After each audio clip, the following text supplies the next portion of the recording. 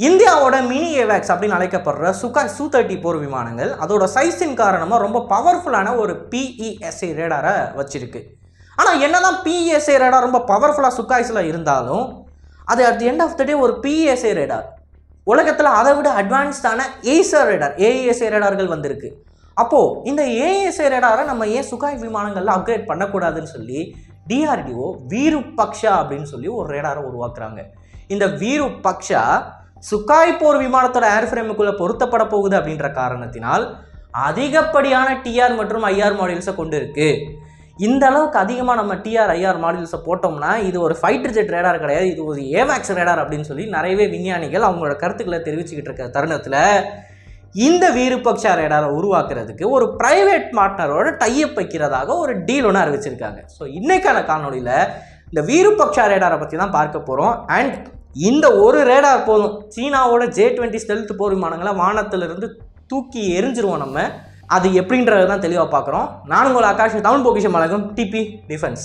முதல் விஷயம், super Sukhoi அப்படின்னு சொல்லி இந்தியாவில் நம்ம ஒரு ப்ரோக்ராமில் இறங்கியிருக்கோம். இந்த சூப்பர் சுகாயோட நோக்கம் என்ன அப்படின்னு பார்த்தீங்கன்னா சுகாய் Su-30 போர் விமானங்களை 4.5ஆம் தலைமுறை போர் விமானமாக நம்ம மாற்றணும். அதுதான் சூப்பர் சுகாயில் இருக்கிற அப்ஜெக்டிவ். இந்த அப்ஜெக்டிவ் அச்சீவ் பண்ணுறதுக்கு இதில் இருக்கக்கூடிய ஏவியானிக்ஸ் மற்றும் இதோட எலக்ட்ரானிக் வார்ஃபேர் யூனிட், அப்புறம் கடைசியாக இதோட ரேடார், இது எல்லாத்தையுமே நம்ம மாற்ற போகிறோம். இப்போது அது ரஷ்யன் ஏர்ஃப்ரேமாக இருக்கும், ஆனால் அதுக்குள்ளே இருக்கிற எலக்ட்ரானிக்கல் எக்யூப்மெண்ட் எல்லாமே இந்தியன் எக்யூப்மெண்ட்டாக இருக்கும். அது மட்டும் இல்லாமல் இதில் இருக்கக்கூடிய ஏவுகணைகள் BrahMos, air to air, anti radiation சொல்லி எல்லாமே இந்திய தொழில்நுட்பமாக தான் இருக்கும். ஸோ அதில் இருக்கிற ரஷ்யன் காம்பனன்ட்ஸை விட அதிகமாக இந்தியன் காம்பனன்ட்ஸ் இருக்கும் அப்படின்றது தான் சூப்பர் சுகாய் ப்ரோக்ராம்லேருந்து நமக்கு கிடைக்கக்கூடிய அப்ஜெக்டிவ். இப்போது இந்த அப்ஜெக்டிவில் ஒரு முக்கியமான ஃபேஸ் என்ன அப்படின்னு பார்த்தீங்கன்னா அதில் இருக்கிற PESA ரேடாரை ஒரு பவர்ஃபுல்லான AESA ரேடாராக மாற்றணும். அப்படி மாற்றுறதுக்காண்டி தான் உள்நாட்டில் நம்ம வீருபக்ஷான்ற பேரில் ஒரு AESA ரேடாரை உருவாக்கிக்கிட்டு இருக்கோம். இப்போது சுகாய் போர் விமானங்களில் இருக்கிற டிஸ்அட்வான்டேஜ் அண்ட் கூடவே அதோட அட்வான்டேஜ் என்ன அப்படின்னு பார்த்தீங்கன்னா சைஸு தான். இந்த சைஸ் ரொம்ப பெருசாக இருக்கிறதுனால இதில் பெரிய லெவலில் மிசைல்ஸ் நம்மளால் பொருத்த முடியும். For example BrahMos air launch variant. ஆனால் இதோட சைஸ் ரொம்ப பெருசாக இருக்கிறதுனால இது மிக சுலபமாக எதிரிகளோட ரேடாரில் தெரியும். இதுதான் இதோட ப்ளஸ் அண்ட் மைனஸ் சைஸில். அப்போ இந்த சைஸை நம்ம ஆப்டிமமாக பயன்படுத்தணும்னு நினச்சோம்னா இந்த விமானத்தோட அவ்வளோ பெரிய மூக்கு பகுதிக்குள்ளே பெரிய சைஸில் நம்மளால் ஒரு ரேடாரை பொருத்த முடியணும். அப்போ தான் நம்ம இதில் இருக்கிற சைஸை ஆப்டிமமாக பயன்படுத்த முடியும். அப்போது அந்த பெரிய ரேடாரை நம்ம பொருத்த முடியுமா அப்படின்னு பார்க்குறப்ப அதில் இருக்கிற சவால் என்ன அப்படின்னா நம்ம எவ்வளோ வேணால் பெரிய AESA ரேடாரை பொருத்த முடியும் அந்த சைஸை ஃபுல்லாக தான் யூஸ் பண்ணி. ஆனால் சைஸ் பெருசாக போக போக அது எடுக்கக்கூடிய எலக்ட்ரிக்கல் அவுட்புட்டும் ரொம்ப அதிகமாக இருக்கும். ஸோ சைஸையும் பெருசாக நம்ம போட முடியாது, அதே சமயம் அது எலக்ட்ரிக்கல் அவுட்புட்டையும் கம்மியாக எடுக்கணும். அப்படின்றப்ப அது ரெண்டுத்தையும் நம்ம பேலன்ஸ் பண்ணி ஒரு AESA ரேடாராக உருவாக்கி ஆகணும். ஸோ அந்த ரேடார் வந்து பவர்ஃபுல்லான TR மற்றும் IR மாடியூல்ஸ், அதிகப்படியான TR IR மாடியூல்ஸை கொண்டு இருக்கணும். அட் த சேம் டைம் அது கம்மியான எலக்ட்ரிக்கல் அவுட்புட்டை எடுக்கணும். இது ரெண்டுத்தையும் பேலன்ஸ் பண்ணி நம்ம உருவாக்குனது தான் கேலியம் நைட்ரேட் பேஸ்ட் AESA ரேடாரான வீருபக்ஷா. இதோட TR மற்றும் IR மாடியூல்ஸோட எண்ணிக்கை 2300லேருந்து 2600 வரைக்கும் இருக்கும்னு சொல்லப்படுது. இது ரஃபேலை விட பல மடங்கு அதிகம். ரஃபேலில் I think 836 TR IR modules தான் இருக்குது அப்படின்னு நினைக்கிறேன். If I'm not wrong. தவறாக இருந்தால் எடிட்டர் கீழே போட்டு கரெக்ட் பண்ணுவார். அதை கம்பேர் பண்ணுறப்ப கிட்டத்தட்ட 3 மடங்கு அதிகமாக நம்மக்கிட்ட TR IR மாடியூல்ஸ் இருக்குது. எவ்வளோ தூரம் TR IR மாடியூல்ஸ் இருக்கோ அவ்வளோ தூரம் அந்த விமானத்தோட டிடெக்ஷன் ரேஞ்ச் அப்படின்றது அதிகப்படியாக இருக்கும். அதே சமயம் சின்ன சைஸில் இருக்கிற விமானங்களை இதால் சுலபமாக ட்ராக் பண்ண முடியும். இப்போது இவ்வளோ பவர்ஃபுல்லான ஒரு AESA ரேடாரை நம்மளோட சுகாய் போர் விமானங்களில் எப்போ இண்டெக்ட் பண்ண போகிறோம் அப்படின்னா 2026 அடுத்த வருஷம்.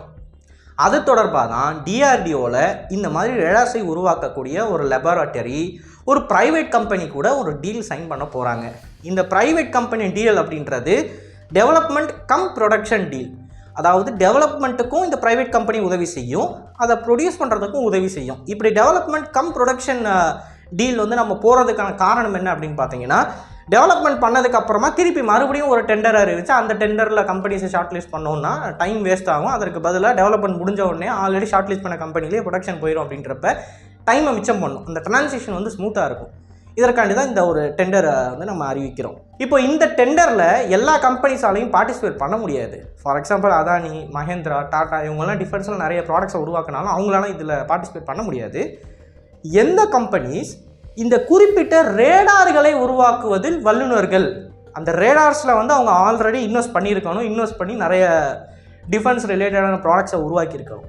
அப்படிப்பட்ட கம்பெனிஸால் மட்டும்தான் இந்த டெண்டரில் பார்ட்டிசிபேட் பண்ண முடியும். For example Bharat electronics limited, அவங்க நம்மளோட வார்ஷிப்புக்கெல்லாம் ரேடார் டிசைன் பண்ணுறாங்க இல்லையா, அந்த கம்பெனியால் பார்ட்டிசிபேட் பண்ண முடியும்.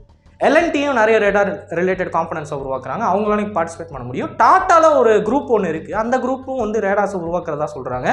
ஸோ இப்படி ஆல்ரெடி ரேடாரில் உருவாக்கி அதில் ரீசர்ச் பண்ணியிருக்கிற சில கம்பெனிஸால் மட்டும்தான் இந்த டெண்டரில் பார்ட்டிசிபேட் பண்ண முடியும்.